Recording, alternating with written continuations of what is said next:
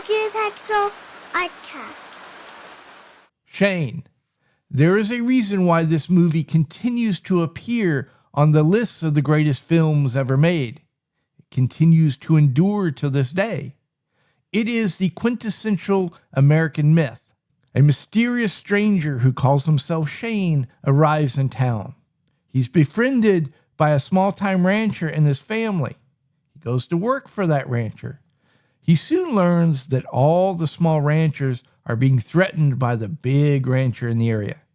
That big rancher, he wants all the land, all the water, and he's willing to use whatever tactic necessary to achieve his goals.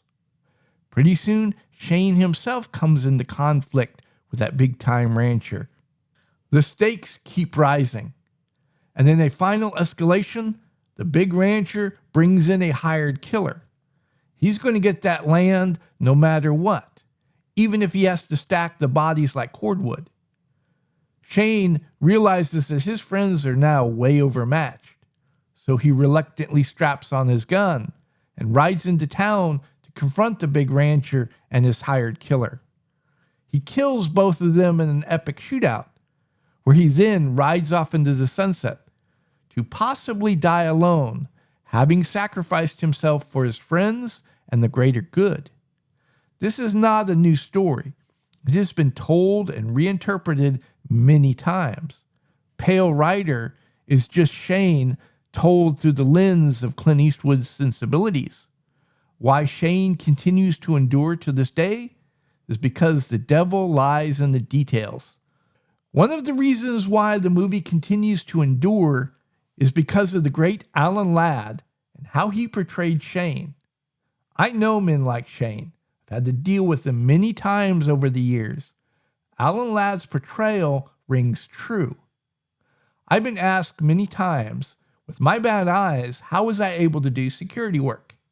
I have a number of theories about that, but one thing I can say for sure, 95% of the time, I would know when somebody was going to become violent before they became violent. And the ones I always watched like a hawk were the quiet ones, the guys that were just a little too still, because that stillness could gain attention, like a wire being stretched a little too tight. And if that wire ever snapped, in an instant, you would go from stillness to incredible violence. But they hadn't lost control. They were calculated and planned everything out. The most frightening thing, they were prepared to get hurt to accomplish their goals. So George Carlin is wrong. It is the quiet ones you need to watch. We have an interesting contrast between Shane and Wilson, the hired killer. Shane is perceived to be dangerous just as a byproduct of who he is as a person. Wilson, on the other hand, is doing everything in his power to convince us he's dangerous.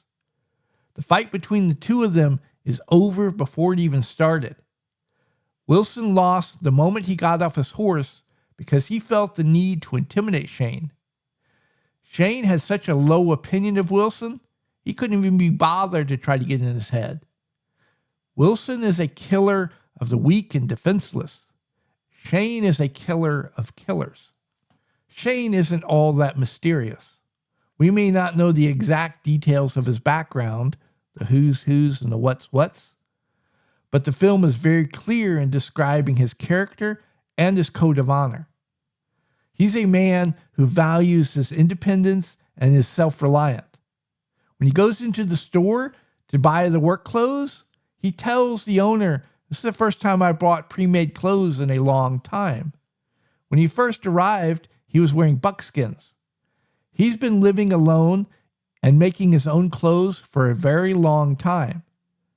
And when he goes into the bar to pick a fight with Chris, he goes in alone, knowing full well he might take a beating. He's happy to accept the help of Joe Starlet if it's freely given, but he would never dream of asking somebody else to help solve one of his own problems. Shane has a strong belief in equality. He recognizes Joe Starlet's right to decide who can and cannot be in his home, but he's willing to kill and even die before he'll let Joe force him to do anything.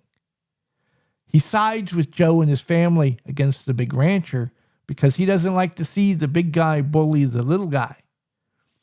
He accepts Joe's apology, eats dinner with them, but he insists on doing chores afterwards. This maintains the delicate balance between equals. Also, Shane doesn't take anything from anyone. As far as Shane's courage goes, he has the quiet strength to walk away from a fight when it's not the time and place. But he's very willing to go back into that fight, even though it's an ambush. There is an ongoing debate about the nature of the relationship between Shane and Marian, Joe Starrett's wife. Different worldviews are going to have very different interpretations. And here we have a battle between Hobbesian worldview and a Lockean worldview.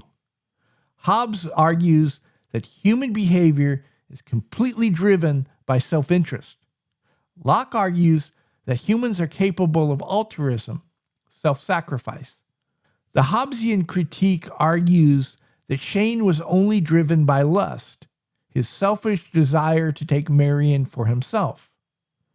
This critique only makes sense if you ignore other key elements of the story. There's Marian herself. While clearly she finds Shane attractive, nowhere in the story is it indicated that she's willing to abandon her husband and her son in favor of Shane. We also have to ignore Shane's character. He was unwilling to take a free meal from Joe, but we're supposed to believe he's willing to take his wife. We also have to ignore the relationship between Shane and Joe. They like each other. They respect each other. It's one of the reasons why Shane's willing to work for Joe. But we're also supposed to believe that Shane would be willing to betray that trust to steal Joe's wife? Again, it just doesn't make sense. The Lockean interpretation, and clearly the one I favor, argues that Shane didn't fall in love with Marian. He fell in love with the idea of Marian. Shane craved a family of his own, and you get a sense that he would have made a good husband and a good father. He saw in Joe what he could have become if whatever happened to him, probably the Civil War, hadn't happened.